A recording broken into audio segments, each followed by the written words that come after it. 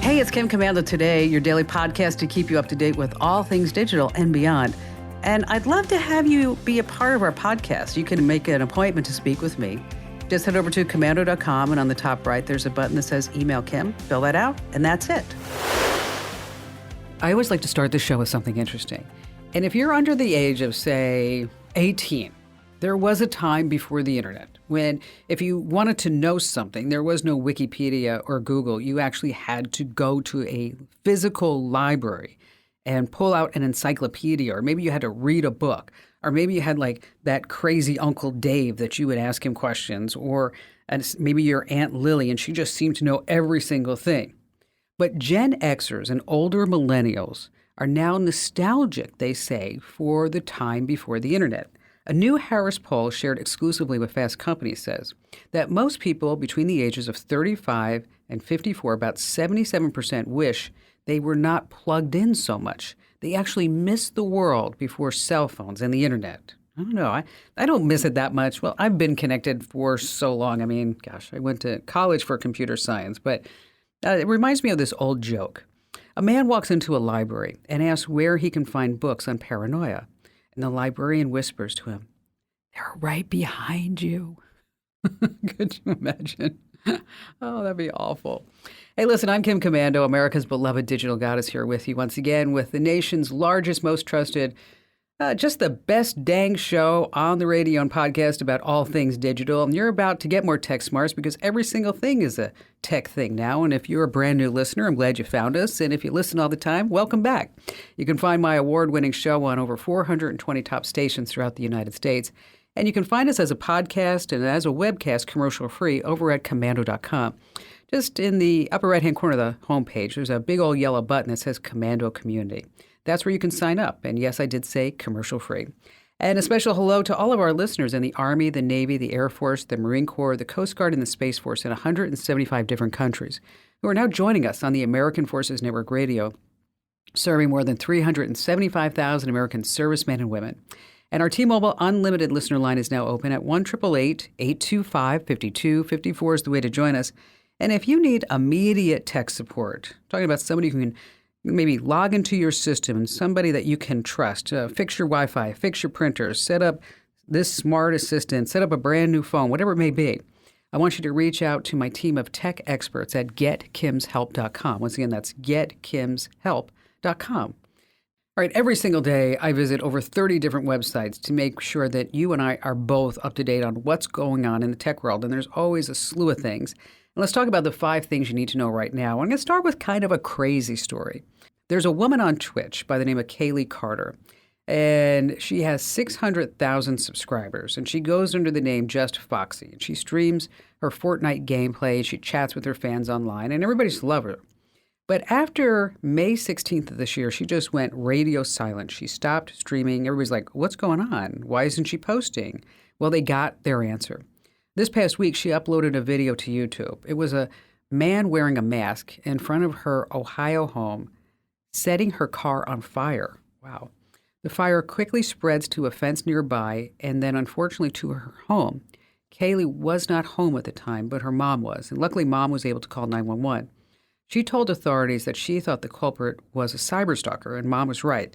The authorities found Farhan Jami near the scene, wearing the same clothes as the guy in the vid.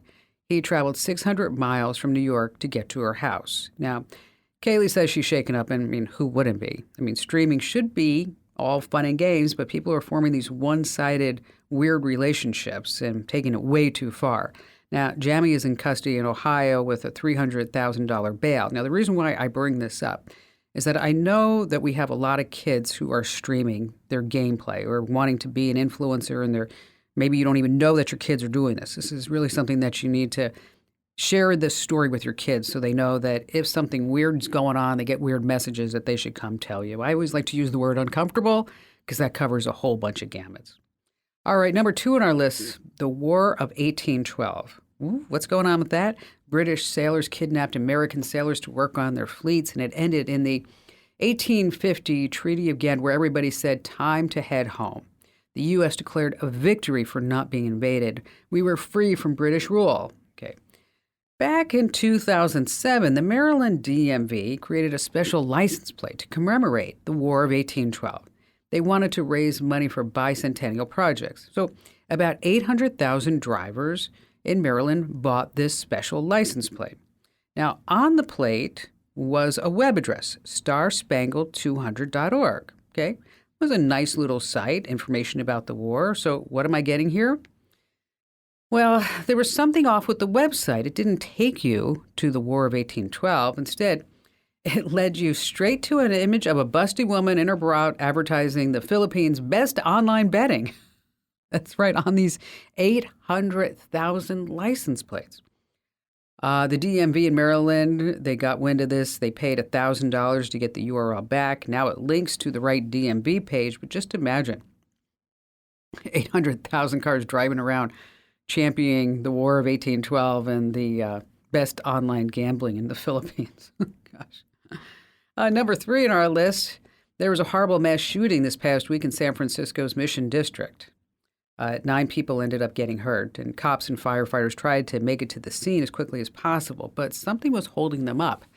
A self-driving taxi from a company called Cruise. It just stopped right in the middle of fire trucks, ambulances, and police cars. That was it. An officer was actually shouting at the car with no driver, to move out of the way. And he yelled, "Blocking emergency, medical, and fire. You got to get out of here right now." So Cruise, the company, they say, "Oh, wow. Well, the car stopped because of the emergency scene. It pulled over. The emergency vehicles could still squeeze around it."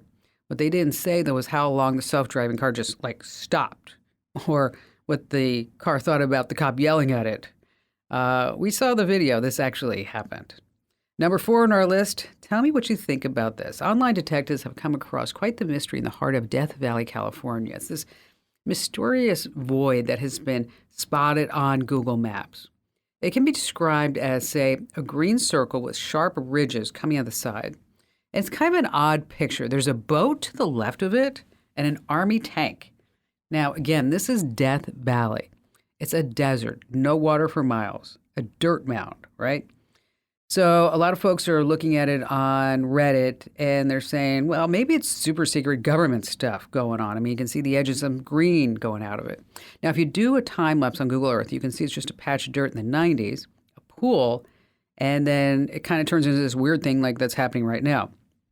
My guess is that it was probably military training. I don't think it's anything UFO or kind of conspiracy theory. I think it's just something like that. But speaking of Death Valley, to abandon an ice cream sundae in Death Valley is to desert your dessert in a desert. Yes, isn't that clever? I didn't make that up. I forget where I saw that. Last, this coming in at number 5, the average typing speed is 40 words per minute. Now, the typing speed for a 16-year-old Florida YouTuber, Mythical Rocket, 300 words per minute. 300 words per minute, that's crazy. I mean, it's really something. The kid said he got to start with gaming and text chats, Discord, Skype. And by the time he was 13, he was already at warp speed, 130 to 140 words per minute. Seriously, you got to watch him on YouTube. It's like his hands are in fast forward. It's just nutso. Hey, coming up, we have some great tips if you're going to be traveling about sharing your location and getting crystal clear conversations, and also some ways to save some big bucks on Amazon. And of course, we have your amazing phone calls, and you have me, Kim Commando.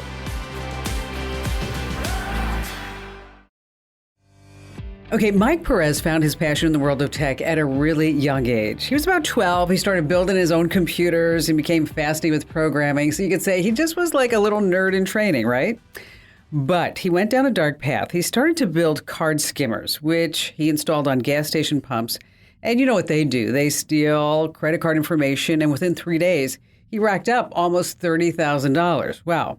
So his activities didn't go unnoticed forever. Back in 2017, he was caught, and Mike spent 2 years in a federal pen, an experience that he said was a profound self-reflection and ultimately a transformation. Well, today Mike has turned a new leaf. He's using his tech expertise to help others. He's actually serving as a counter-skimming consultant with Unchained Leadership and Consulting. And in this role, he's designing tools and strats to prevent and detect the type of fraud that he was once involved in.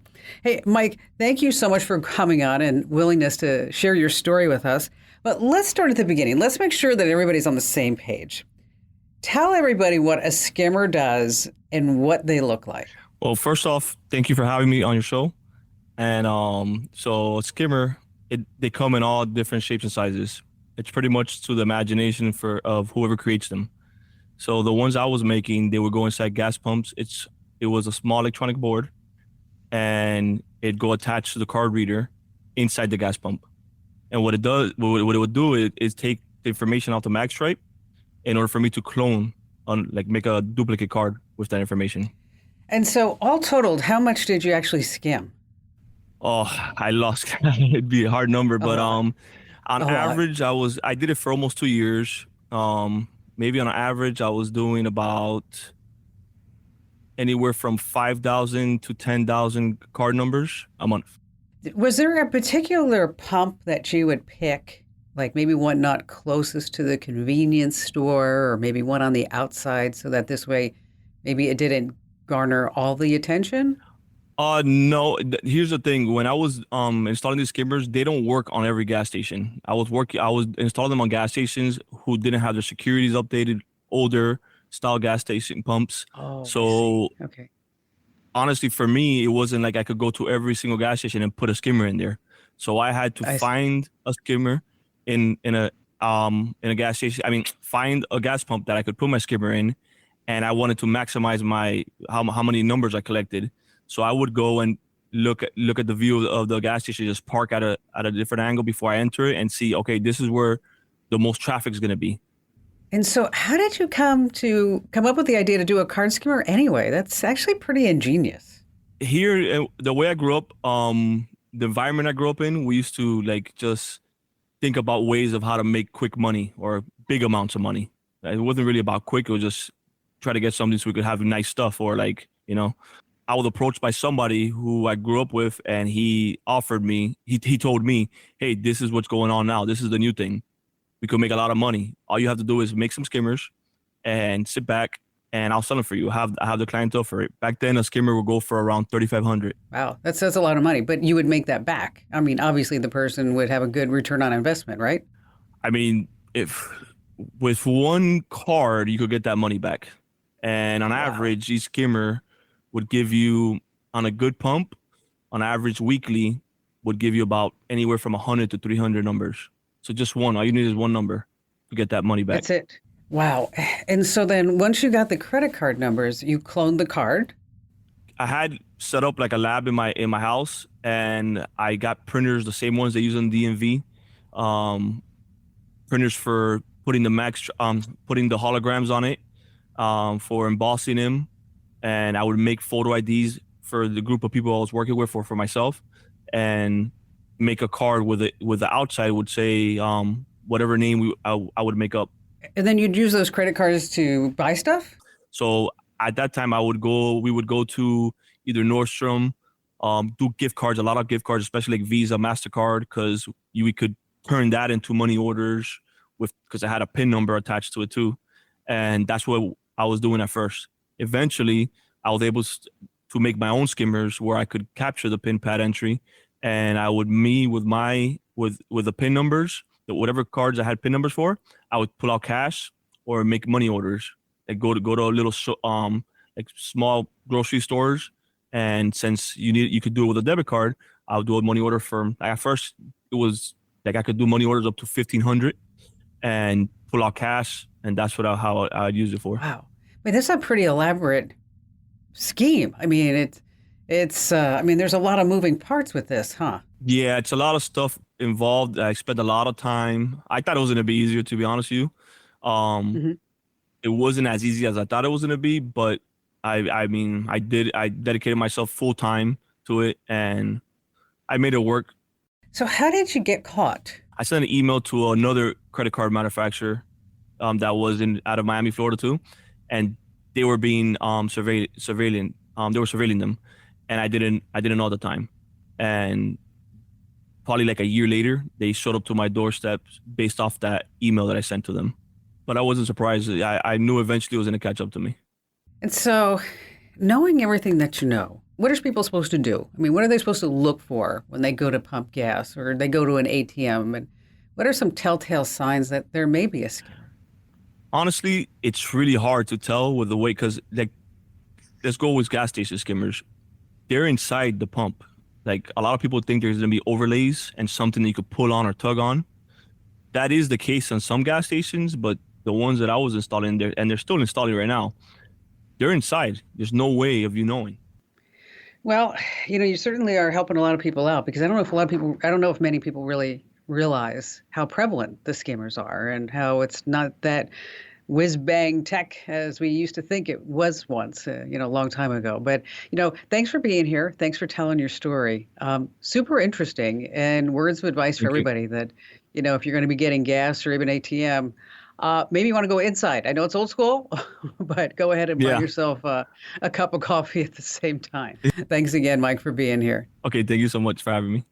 All right, if you're a dog lover, how'd you like to make $3,000 a month by renting out your backyard? That's right, it's a side hustle. What you do is you rent your backyard as a dog park using the app Sniff Spot. It sounds a little kooky. I mean, why would somebody want to get into your backyard? Maybe they're traveling and they need a place for Fido to unwind, or maybe they live in an apartment and they need some space. So again, it's sniffspot.com or the app Sniff Spot. And I found backyards near me with a hammock. They were like $20 an hour. I found one that I could rent for $300 a month for a couple hours a week. So if you have a big backyard and you don't mind picking up dog poop, okay, that's part of the deal, I guess, is that you could be making money with that backyard right now. Hey, listen, we have more phone calls and more of me coming up you don't want to miss.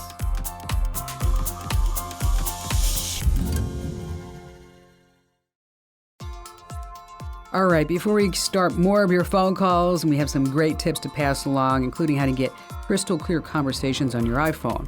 Let's say you're traveling this summer, and you're traveling with a whole bunch of people, and you're like, oh gosh, I don't know where they are, and I don't know really where I'm located either. Fear not, Google Maps can save the day. To find your friends, just drop a pin of your location on Google Maps and share it through a text. It's super easy. Just make sure your location is turned on and accurate. Then you find that blue dot on the map that represents your location. Just give it a little tap. That'll bring up the location details, and you'll see a button that says Share Your Location. Just click that button, and then you're prompted to choose how long you want to share your location and which app you want to share it through. After that, just pick the person you want to share it with, and then hit Send.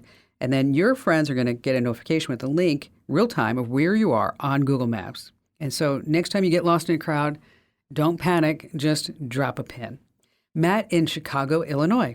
I am part of a leadership team at a local church, and we are now having another church come in and use some of our space, some of our rooms, and we'd like to be able to coordinate a schedule where they can submit to us, hey, we need this room on this date for this time, and bring it into a master calendar for the entire building.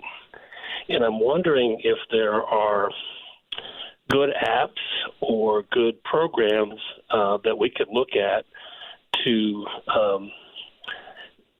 help us basically schedule the building over time.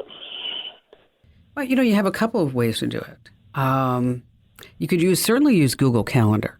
And I like Google Calendar because it just works and it allows you to have all these different calendars. And so you could have one master calendar that only you see, and then you could have underneath that you could see which rooms are being scheduled and who's actually in there. You could even color code these. And so by whoever is renting it, maybe they're a blue or a red or a pink or whatever it may be. So at a glance, you can see exactly what's going on. A lot of office buildings and companies use Google Calendar for room reservations just within their own facility.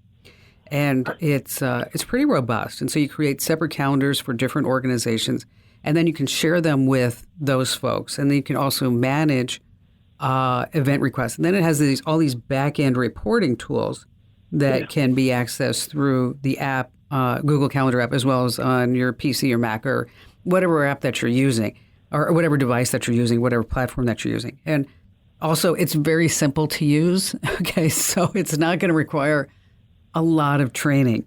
And then in addition to that, you can have it set up reminders. So let's say somebody rents, a room B, and maybe you could set it up so that whoever is going to be in charge of room B, they get a notification 24 hours beforehand, and that if they need to confirm it or they need to let you know that they're not going to use it, or maybe they need a bigger room, or whatever it may be.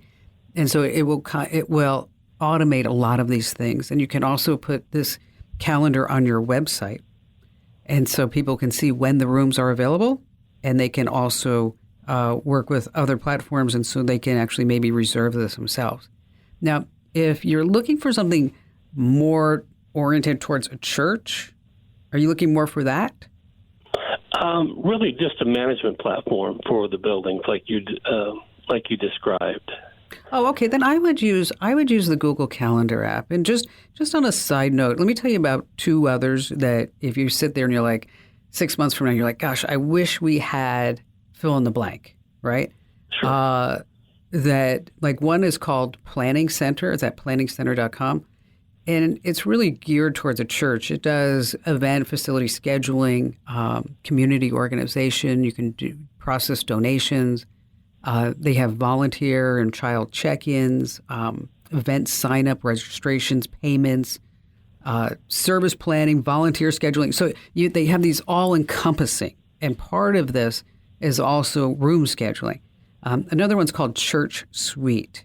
And it does pretty much the same thing, but I don't think it's as robust as Planning Center from just looking at their website. What I like about Planning Center is that it allows you to pick and choose which of these features that you'd like to use. So you don't have to pay for the whole caboodle if you're not going to use it. You just pick and choose for maybe I just want calendars, or maybe I just want people, membership management, or whatever it may be, versus Church Suite makes you buy the whole thing. So if the Google Calendar doesn't work out for you, Matt, just know that there are these other options, and thank you for your call. You know, there are some innovative ways to use Google Calendar that you may not have thought of in the past. Like, for example, project management. You can set up different calendars for different projects and then share them with the team members so everyone can stay on the same page with deadlines and timelines. You can also set up goal tracking by marking a time slot every day or every week to work towards those goals. And then Google Calendar can send you reminders and then actually visually track that progress. You can block out time, say for creative work, administrative tasks, meetings, whatever it may be. You can put your fitness schedule on Google Calendar. You can do meal planning. You can put a learning schedule. You can even put your social media content right on the calendar. A family organizer, that's great so for chores, outings, summer camp, who's driving Johnny back and forth, doctor's appointments. You can set up recurring bill payment reminders on a Google Calendar. You can set up book club, TV show releases, your gardening calendar, when to plant, prune, harvest. So the bottom line I just want to pass along is that Google Calendar, yeah, it's free. And yes, it's really good for keeping track of your appointments and maybe rooms. But there may be other things that you could be using it for that you just may never have thought of in the past. And that's why I'm here. All right, let's say you're on an important call, but you're in a noisy place and your friend can't hear what you're saying. It's so annoying. Now, if you have an iPhone, here's an innovative solution. It's called the voice isolation mode, and it works like this. All that background noise that gets in the way of your conversation is just blocked out. So leaving just your voice to come through crystal clear. It's really amazing. No more struggling to talk to mom over the sound of the lawnmower, or trying to chat with your buddy while a jackhammer's going off next to you, or maybe a leaf blower. So how do you use it? It's really simple. You just dial up whoever you want to talk to and wait for them to pick up. Then you swipe down from the top right of your screen. When you do that, up pops the control center. Now here's where the magic happens. You want to find a button that's labeled Mic Mode, M-I-C mode, Mic Mode. You tap on it, and then you have two options, standard or voice isolation. Now, obviously, we're going to choose voice isolation, and then just boom, you're just good to go. Now your voice is crystal clear. Now, the feature will stay activated for the whole duration of your call. I wish there was a way that you could just leave that on all the time, but you just can't. So what you do is you swipe down again. From the top right of your screen in the control center, you're going to find mic mode, and then from there, you're going to choose voice isolation. All right, still to come, we have more of your phone calls, as well as how to buy secondhand the smart way on Amazon.com. You're going to save some big bucks here on Kim Komando today.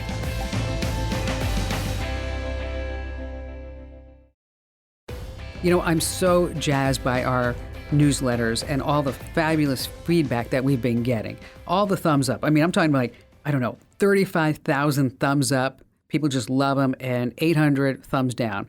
which I don't understand, which I'd like to call each and every one of you folks saying, why don't you love it? Maybe you just don't like change, and I get that. But the new newsletters are amazing. Everything that you want to read is self-contained within this newsletter. And over 400,000 folks are getting these newsletters every single day, and you should be getting them too, because here's what happens. Every morning, I start at around 5 or 6 a.m., and I go through all the various tech websites, about 30 different websites, and I pick and choose just what you need to know that day, just what I think is the most important, whether it's a data breach, maybe there's a class action settlement, maybe it's just a great tip, maybe it's a video, whatever it is to keep you up to date about what's going on in the tech world. So whether it's artificial intelligence or new products, or maybe there's a glitch, or maybe there's a lawsuit with big tech, I put it all in there for you so you get it every single morning. And all of that takes less than 5 minutes to read. It takes me an hour or more to put together, but it takes less than 5 minutes to read, which is, I think, the important part. And there's just one ad in it. So if you haven't tried our newsletters, please do it right now. Head over to getkim.com. Once again, that's getkim.com, 100% free at getkim.com. Hal in Columbia, South Carolina. Hey, Kim. How are you? It's nice talking to you. Well, thank you for your call. What's going on? Love your radio show.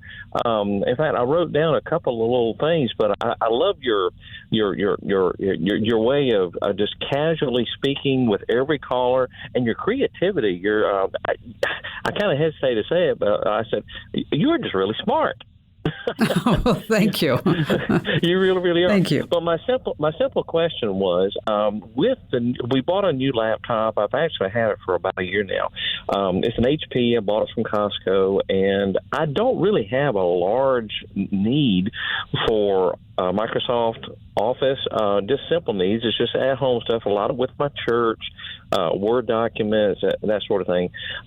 So, just was wondering, were there other options other than paying $100 a year for the Microsoft 365, which used to be the kind of the norm. Now you got to pay $100 a year.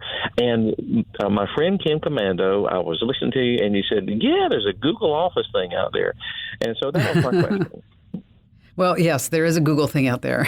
With your Google account, you have total access to Google Docs, which is a great alternative to Microsoft Word. I actually use Google Docs every single day. Google Sheets is a great alternative to Microsoft Excel. You have Google Slides, and that's your PowerPoint. And so if you don't need, say, workspace connectivity and storage, meaning for like if it's an enterprise, just sign up for a Google account and then just use Google Docs, Sheets, or Slides. Now, if you're saying like, I really want an Office type program because I feel more comfortable with an Office suite, that's when you're going to want to look at something called LibreOffice, and that's LIBRE, office.org. It's open source. It's totally free. They just did a massive update, by the way. We wrote about it in one of our newsletters the other day. And with that, you get Microsoft Word. It's called Writer. Calc is Excel. Impress does slideshows. Draw also is part of it. And that's illustrations, flow charts, and graphics. And yes, I said draw, like drawer, draw. Like I can't never say that. I'm from New Jersey. DRAW. And then there's also Base, which is a database program. So either look at Google or look at LibreOffice, and then you're going to be good to go, and you're going to be saving yourself $99 a year because you don't need to buy Microsoft Office. You don't need to do that. All right, let's see. Let me look at the clock. We can squeeze in another great call. Richard in Knoxville, Tennessee. Well, you've had, I've been enjoying some of your, or a lot of actually, of your tips on iPhones and PCs and whatnot. But recently you had an article on deleting TikTok, and not to mention some other apps from your devices. Right. And, because of the acquisition of personal information. My question regards, though, what happens, if anything, if I receive, and I have been receiving, forwards of TikTok videos from other people, and I'm sure they probably received it from somebody first. So if I get that and watch it, is there any risk to me of the Chinese getting information from my device? Yeah, but not as bad as if you had TikTok and they get copies of every single thing that you do on your phone, and your voice print and your facial ID and your photos, your videos. And again, it's all going back to communist China. If you just watch this video, what they're going to get is your browser type, the browser that you're using, information about your phone, whether it's an iPhone 12, 13, Huawei, Google Pixel, whatever it is, and your IP address. And the IP address ties you to your location because every unique gadget has an IP address. Now, there is something else that they might be able to get, is something called pixels. And that's really kind of an interesting thing. You have companies like Meta, Microsoft, and Google. They use these things called pixels to track users, and so does TikTok. So you watch that video, there's a pixel that's going to be tracking you too. And that's where they may get some searches when you visit different sites and if you put anything into your shopping cart or anything like that. Now, TikTok says what they do use pixels, but they say that it's just, quote unquote, aggregated, meaning that we don't really know it's Richard in Knoxville, Tennessee. That's what they say, but I don't believe them. I have trouble believing them. So there's really no way to really know how they're using those pixels. But the bottom line is that if you just watch that TikTok video and you don't have TikTok installed, they're still getting information about you, about your browser, your phone information, and again, your IP address. Yeah. They're always watching. Richard, thank you for your call. Yeah, and the government's still trying to figure out what to do with TikTok in all the various states. And Montana actually has banned TikTok, and people are they're saying like, hey, we make money being on TikTok. What are we going to do now? So now they're threatening to sue the state to get TikTok back. Yeah, it's just one big Chinese spy app. That's exactly what it is. So let's say you want that expensive coffee machine, but it's over $1,000, and you're like, I wonder if I could get it cheaper. I wonder if I should be looking under Amazon Renewed. Yes, that's buying refurb. It's a second chance at a first impression. It's expertly refurbished products at low prices. And now to check out the goods, you're not going to find it on the main menu. You have to go to Amazon.com/renewed. That's Amazon.com/renewed. And there you're going to find phones, laptop, headsets, that coffee maker, whatever it may be that you want. Now, when you buy refurb products, you don't know the full history. That's the problem. So anything could be described as like new when it's not. So that's why it's super important that I pass along this other tip, because there are no set rules to grade refurbished product. So that's why you need to know the return window when purchasing. Once again, that address is Amazon.com/renewed. Amazon.com/renewed. Again, you have to type that in. You're not going to find it on the product menu. Now, if you learned one thing, if you laughed just once, make sure that you tell 3 friends about the Kim Komando Show and the Kim Komando Today podcast. Wherever you get your podcasts, you can find me at Komando.com. This program is a copyrighted production of Westar Multimedia Entertainment and protected by the copyright laws. Any rebroadcast or use of this program for commercial, business, economic, or financial purposes without the written permission of Westar Multimedia Entertainment is strictly prohibited.